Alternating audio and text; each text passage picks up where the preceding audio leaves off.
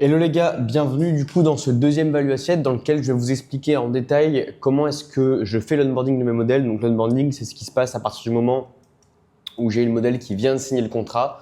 Pour ceux qui veulent savoir comment est-ce que vous pouvez trouver votre premier modèle, il y a une vidéo, c'est la première de la chaîne, où j'explique vraiment en détail comment est-ce que vous pouvez trouver votre premier modèle. Dans tous les cas, je le dis maintenant, je leur dirai à la fin. Ceux qui veulent se faire accompagner par moi en OFM, c'est le premier lien en bio pour se faire accompagner. Vous pouvez postuler, ça ne sert à rien de venir si vous avez 14 ans. Du coup, qu'est-ce qui se passe une fois que la modèle a signé le contrat? Premièrement, on va envoyer ce qu'on appelle un onboarding form.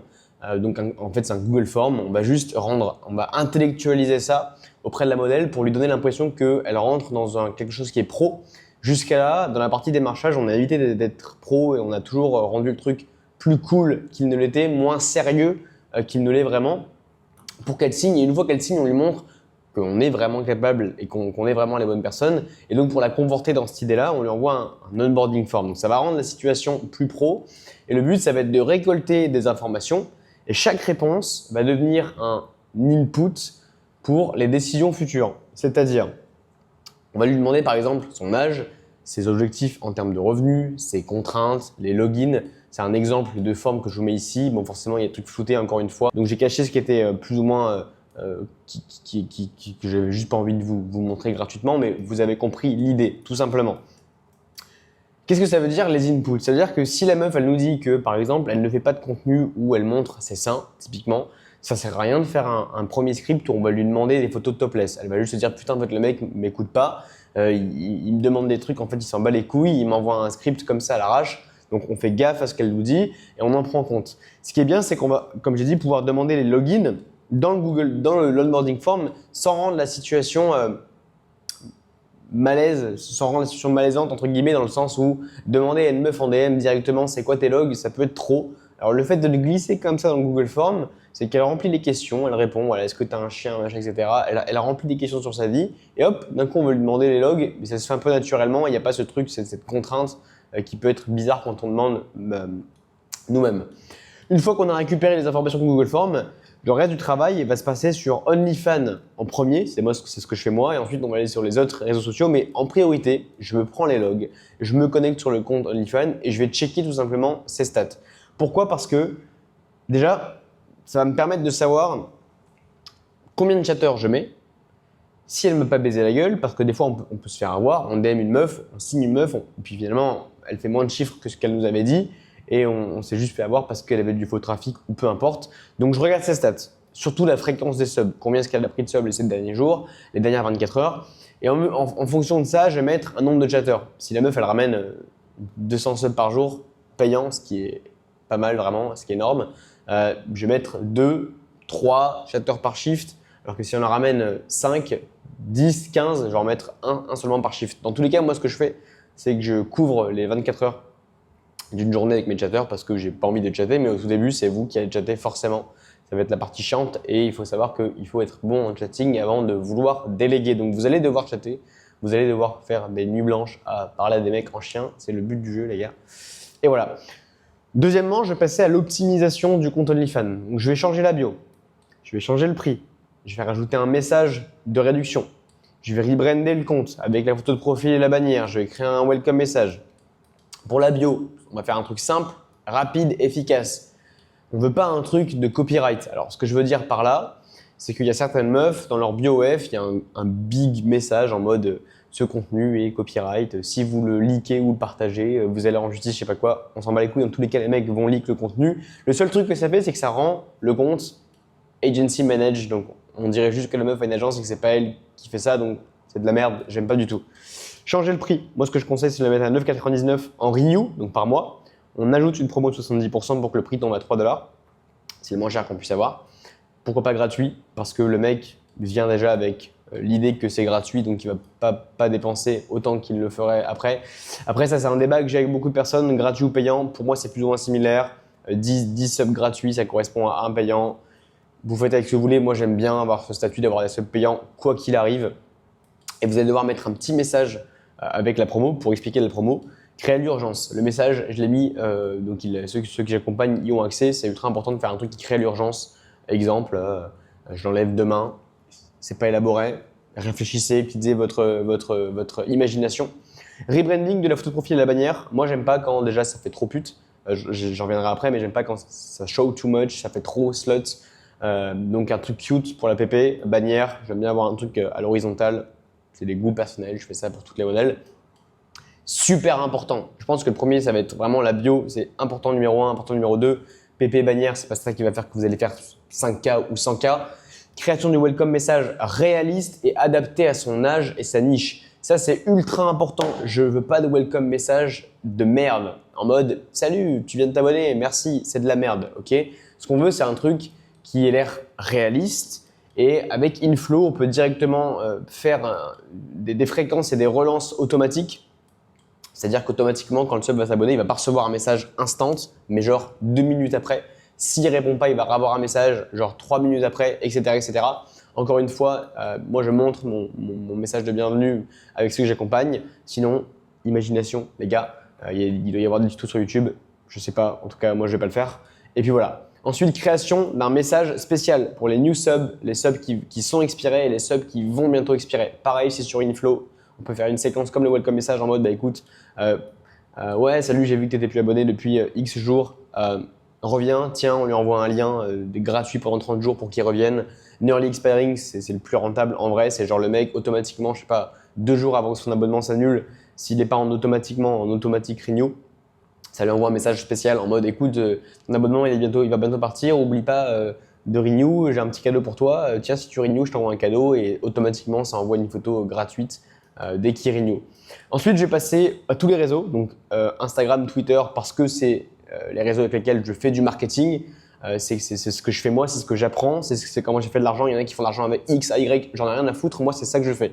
Donc, je vais directement sur Instagram, Twitter, je ne perds pas de temps. Je vais nettoyer les feeds. Ce que je veux dire par là, c'est que tu dois auditer le feed.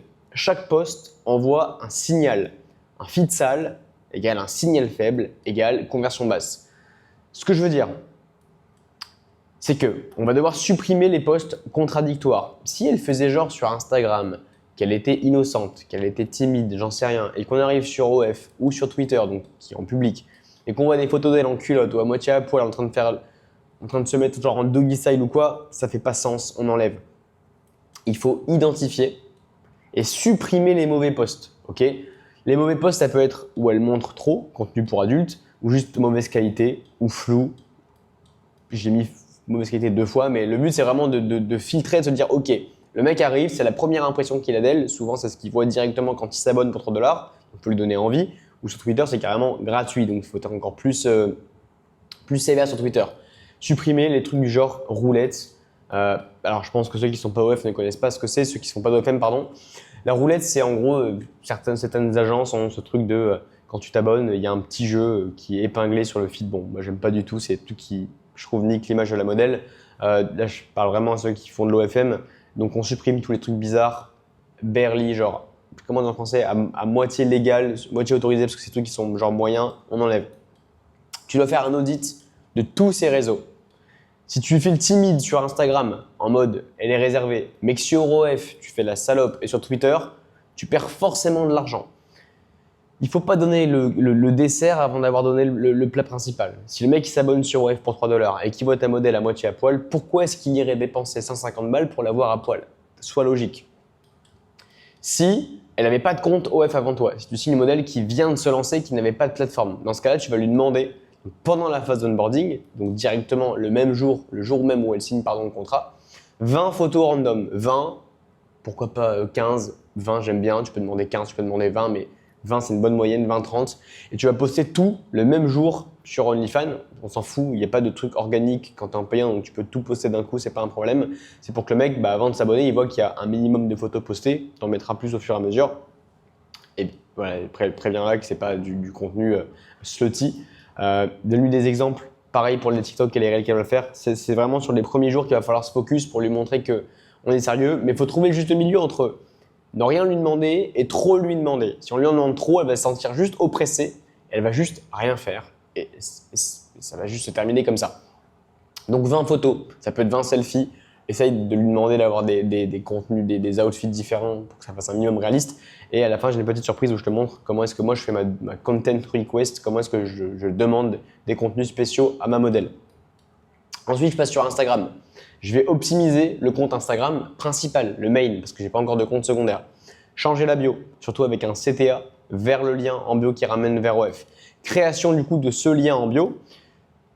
Il y a deux types de liens, ce qu'on appelle des deep links, ce qu'on appelle des landing pages. Pourquoi est-ce qu'il y a une croix à côté de deep link? Parce que c'est ce qui marchait le mieux à une époque. C'est en gros, c'est un lien qui redirige automatiquement vers OF et t'as pas de bouton à cliquer. Tu cliques sur le lien une fois en bio et directement sur ton navigateur, ça ouvre OF.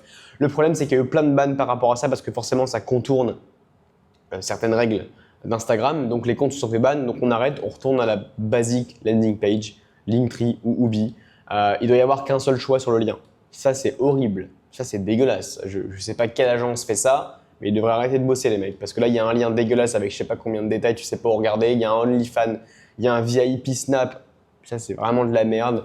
Un Twitter, une wishlist, un TikTok, on enlève. Ce qu'on veut, c'est ça.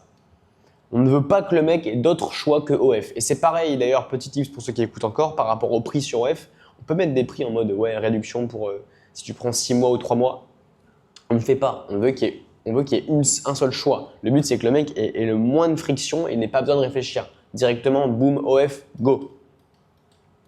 Dernièrement, je vais créer, donc tout ça, c'est le même jour, je vais créer mon intro script.